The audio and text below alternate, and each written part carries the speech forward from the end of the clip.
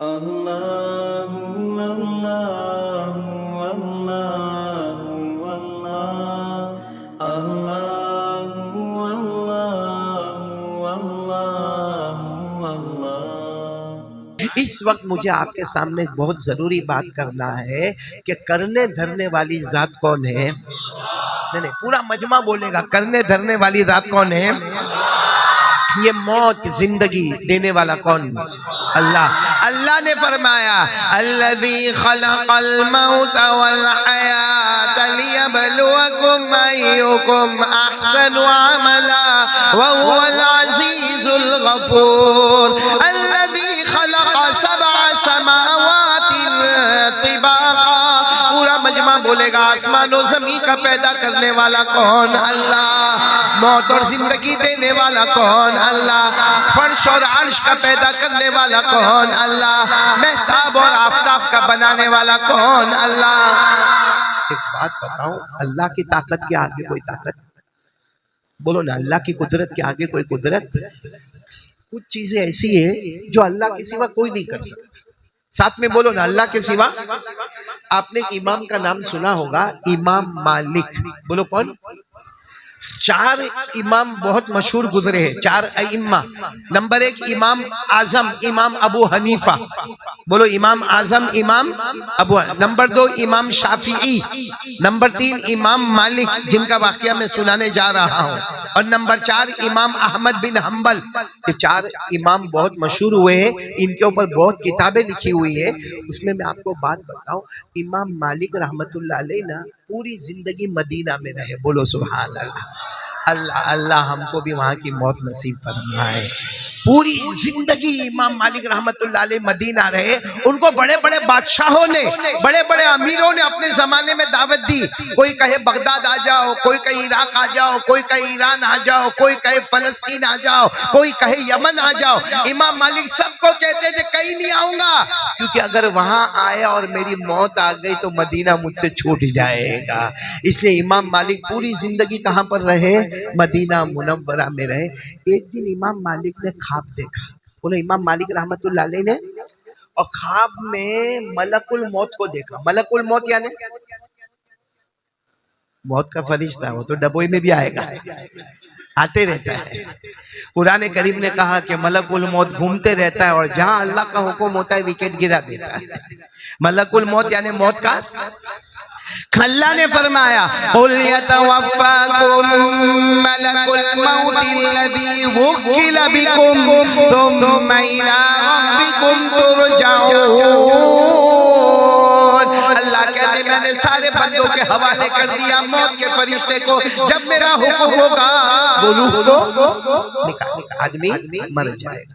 तो इमाम मालिक रहमतुल्लाह अलैह ने ख्वाब में मलकुल मौत को देखा, मौत के फरिश्ते को देखा। तो इमाम मालिक रहमतुल्लाह अलैह ने बातचीत शुरू की। अब कुछ बातचीत ख्वाब में इमाम मालिक कोई सवाल पूछे, मलकुल मौत जवाब दे, फिर सवाल पूछे जवाब दे। अब जब ख्वाब पूरा होने लगा तो इमाम मालिक तो अल्लाह के वली थे और मदीने में थे। इमाम मालिक ने वो मलकुल मौत को कहा तुम सबको मौत के घाट उतारते हो ना, रूह निकालते हो ना अल्लाह के हुक्म से? हाँ मेरा काम ही है, मेरी ड्यूटी है रूह को क्या करना। मलकुल मौत की ड्यूटी है, वो पूरी टीम के साथ घूमते हैं। वरना आप सोचेंगे कि एक आदमी डबोई में उसी वक्त में मरा और एक आदमी सूरत में उसी वक्त में मरा, तो मलकुल मौत तो एक है। वो डबोई में था तो सूरत में नहीं था, सूरत में था तो डबोई में नहीं था। तो अल्लाह ने मलकुल मौत के साथ पूरी टीम को रखा है, जिसको अल्लाह ने फरमाया वन्नाज़िआति ग़रक़ा वन्नाशिताति नश्ता वस्साबिहाति सबहा फस्साबिकाति सबका फल्मुदब्बिराति अमरा। अल्लाह ने पूरी टीम का जिक्र किया है। तो अब फिर वो इमाम का नाम भूल तो नहीं गए, क्या नाम इमाम? उन्होंने मलकुल मौत ख्वाब में आए। अच्छा मेरे ख्वाब में आ रहे तो भी मैं भी यही सवाल पूछूंगा जो इमाम मालिक ने पूछा। इमाम मालिक ने वो मलकुल मौत को पूछा कि तुम सबकी रूह निकालते हो अल्लाह के हुक्म से? मलकुल मौत ने कहा मेरी ड्यूटी है, मैं निकालता हूँ। तो इमाम मालिक ने कहा मेरे पास कब आने वाले? टाइम मालूम हो जावे तो तैयारी करने समझ में आवे। भाई टाइम मालूम हो जावे कि तुम कब आने तो वाले ही हो, मेरे पास भी आएंगे आपके पास भी आएंगे, रूह तो निकलने वाली है, लेकिन टाइम मालूम हो जाए तो तैयारी करने समझ में आवे। तो मलकुल मौत ने यूं इशारा किया और चले चले, ख्वाब खत्म। क्या इशारा किया बताओ, आप लोग भी बताओ। ऐसा यूं इशारा किया, इसका मतलब 1 2 3 4। इमाम मालिक उठे, ख्वाब देख रहे थे, सपना था, ख्वाब था, ड्रीम था, उठे, सोचे मलकुल मौत ने मेरे को टाइम तो दिया, लेकिन कैसा टाइम दिया? हो सकता 5 मिनट के बाद वापस आने वाले हो, या हो सकता है कि 5 घंटे के बाद आने वाले हो, या हो सकता है कि 5 हफ्ते के बाद आने वाले हो, या हो सकता है कि 5 महीने के बाद आने वाले हो, या हो सकता है कि 5 साल के बाद आने वाले हो, लेकिन आने वाले जरूर है। टाइम कितना दिया है? 5, 1 2 3 4 5, 5 मिनट भी, 5 घंटे भी, 5 हफ्ता भी, 5 महीने भी, 5 साल। अब इमाम मालिक घबरा रहे, कब मौत आएगी, कब मौत आएगी, कब मौत आएगी, क्योंकि बोल के गए, कितना बोल के गए? 5। बोलो कितना बोल के गए? 5। अब इमाम मालिक बहुत घबराहट में अपने 2 स्टूडेंट को बुलाए। किसको बुलाए? अपने 2 शागिर्दों को बुलाए और कहा देखो ये ख्वाब का मामला है, और इस वक्त मदीने में सबसे अच्छा ख्वाब बयान करने वाले एक और इमाम है जिनका नाम है इमाम मोहम्मद बिन सीरीन। बोलो क्या नाम है? इमाम मोहम्मद बिन सीरीन उनका नाम है। कहा उनके पास जाओ, उनके पास जाओ, क्योंकि इमाम मालिक खुद हाफिज, कारी, आलिम, बल्कि बुखारी शरीफ जो है ना, बुखारी शरीफ, उससे पहले मार्केट में जो किताब चलती थी वो इमाम मालिक रहमतुल्लाह अलैह, मुअत्ता मालिक। क्या नाम है? मुअत्ता मालिक। वो इमाम मालिक रहमतुल्लाह अलैह की किताब थी। बुखारी तो बाद में आई, बुखारी से पहले जो हमारी जमीन पर सबसे बड़ी हदीस की किताब थी वो इमाम मालिक रहमतुल्लाह अलैह की थी। तो इमाम मालिक ने कहा मेरे पास बहुत इल्म है, लेकिन ख्वाब का मामला जो है ना वो इमाम मोहम्मद इब्ने सीरीन। तो 2 स्टूडेंट गए, कितने? 2 शागिर्द गए, जाके इमाम मोहम्मद इब्ने सीरीन को कहा, और इमाम मालिक ने कहा था मेरा नाम वाम मत लेना, सीधे ख्वाब पूछ लेना। जाकर ख्वाब पूछा कि एक आदमी सोए थे, रात को ख्वाब में मलकुल मौत को देखा और पूछा कि तुम मेरी रूह कब निकालोगे, मेरे को मौत कब आएगी? तो मलकुल मौत ने यूं इशारा किया और चले गया। 5 मिनट, 5 घंटे, 5 साल के 5 महीने क्या है? इमाम मोहम्मद भी बहुत होशियार थे, कहा देखने वाला कौन है? तो दोनों शागिर्दों ने कहा वो रहने दो ना, देखने वाला कौन है, बस किसी ने ख्वाब देखा। तो इमाम मोहम्मद मुस्कुराते मुस्कुराते कहते कसम अल्लाह की, मदीने में ये ख्वाब इमाम मालिक ही देख सकते, बाकी कोई नहीं देख सकता। जो दोनों शागिर्दों ने कहा वही है, हमारे उस्ताद है, उन्होंने ही देखा है। तो इमाम मोहम्मद इब्ने सीरीन ने क्या जवाब दिया मालूम? मलकुल मौत क्या बोल के गए? 5। वो ये बोल के गए कि मेरे को भी नहीं मालूम कि तुम्हारी रूह कब निकालना है, मलकुल मौत को भी नहीं मालूम है कि मेरी रूह कब निकालना है, तुम्हारी कब निकालना है। वो तो अल्लाह का ऑर्डर होता है, कुन निकालो, निकाल दिया। अल्लाह का ऑर्डर होता है निकालो। तो कहा लेकिन वो 5 का क्या मतलब? तो इमाम मोहम्मद थे ना, उन्होंने कहा जाके तुम्हारे उस्ताद इमाम मालिक को बोलो 5 का मतलब ये कि 5 चीजें ऐसी है जो अल्लाह ही जानता है, अल्लाह के सिवा कोई नहीं जानता है। वो 5 का मतलब ये था, वो 5 मिनट भी नहीं, 5 घंटे भी नहीं, 5 महीना भी नहीं, 5 साल भी नहीं, मतलब है कि 5 चीजें ऐसी है, पूरा डबोई बोले जो कौन जानता? अल्लाह के सिवा वो सिर्फ अल्लाह ही जानता है। तो उन्होंने तो इशारा किया कि काय को मेरे को पूछते हो कि मौत कब आएगी, मेरे को भी नहीं मालूम तुम्हारी मौत कब आएगी, तुमको नहीं मालूम मैं कब दुनिया से जाऊंगा। ये 5 चीजें ऐसी है जो सिर्फ अल्लाह ही जानता है। चलो आज दबोई में हम ऐलान करें वो कौन सी 5 चीजें हैं जो जानने वाला कौन? आवाज नहीं आती, जानने वाला कौन? अल्लाह के सिवा। सबसे पहली चीज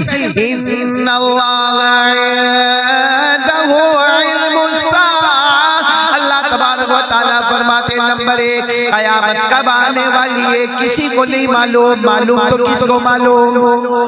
आएगी जरूर, बोलो आएगी। कयामत का झटका आएगा जरूर, और वो भी हमको मालूम है कि जुमा के दिन ही आएगी। वो भी हमको मालूम है कि कयामत से पहले इमाम महदी आएंगे, वो भी मालूम है कि कयामत से पहले हजरत ईसा आएंगे, वो भी मालूम है कि कयामत से पहले याजूज माजूज की कौम आएगी, वो भी मालूम है कि कयामत से पहले दज्जाल आएगा, सब मालूम है। लेकिन कयामत कब आएगी वो हमको मालूम नहीं, वो सिर्फ किसको मालूम है? हाँ, जब सहाबा ने हमारे नबी को पूछा था, जब सहाबा ने हमारे नबी को पूछा प्यारे नबी बताओ ना कयामत कब आएगी, तो अल्लाह ने क्या जवाब दिया? यसअलूनका अनिस्साअति अय्याना मुरसाहा फीमा अंता मिन ज़िक्राहा इला रब्बिका मुनतहाहा इन्नमा अंता मुनज़िर। अल्लाह ने कब आएगी मत पूछे, कोई भी मेरे को न पूछे कयामत कब आएगी, ये पूछो कयामत की तैयारी क्या की है। तो नंबर एक बोलो कयामत का इल्म रखने वाला कौन। कितनी बातें ऐसी है जो सिर्फ अल्लाह जानता, अल्लाह के सिवा कोई नहीं जानता। 5 नंबर 1 कयामत के बारे में जानने वाला कौन, अल्लाह। नंबर 2 वयुनज़्ज़िलुल गय्ज़, अल्लाह तबारक व तआला फरमाते आसमान से आने वाला पानी बारिश, अल्लाह फरमाते इसका इल्म भी किसी के पास नहीं। जब मैंने चाहा उतार दिया, जब मैंने चाहा रोक दिया, जब मैंने चाहा बादल आ गए, कड़कने लगे, बिजली चमकने लगी, मगर बारिश न हुई, कहीं पर बादल भी ना आए, बिजली भी न चमकी, और मैंने पानी बरसा दिया। अल्लाह फरमाते किसी को नहीं मालूम कहाँ कितना बरसाऊंगा, कहाँ खेतों में अनाज उगेगा, कहाँ बाग में फल और फूल आएंगे, किसी को मालूम नहीं। बारिश का इल्म भी किसके पास। नंबर 1 कयामत का जानने वाला भी कौन, अल्लाह। बारिश का जानने वाला भी कौन, वयअलमु मा फिल अरहाम, अल्लाह तबारक व तआला फरमाते एक औरत प्रेग्नेंट हो गई, उसके पेट में क्या है किसी को नहीं मालूम है, लड़का होगा या लड़की होगी, जिंदा पैदा होगा या मुर्दा होगा, प्रेगनेंसी पूरी होगी या मिसकैरेज हो जाएगा। अल्लाह फरमाते ये भी नहीं मालूम कि पैदा होने के बाद माँ बाप का फरमा बरदार होगा या नाफरमान होगा, ईमान वाला होगा या ईमान छीन लिया जाएगा, वो अल्लाह वालों के साथ रहेगा या शैतानों के साथ रहेगा, ये सब जानने वाला कौन। कितनी चीजें हो गई। चौथी चीज वमा तदरी नफ्सुम माज़ा तक्सिबु गदा, अल्लाह फरमाते मेरे बंदे बंदी किसी को नहीं मालूम कि कल क्या करने वाला है, कल क्या कर। अभी मैंने बोल दिया कल जुमा सूरत में पढ़ाना है, फिर बेंगलोर जाना है, फिर तमिलनाडु जाना है, लेकिन अगर अल्लाह का फैसला न हुआ तो कल किसी को मालूम है क्या होने वाला है।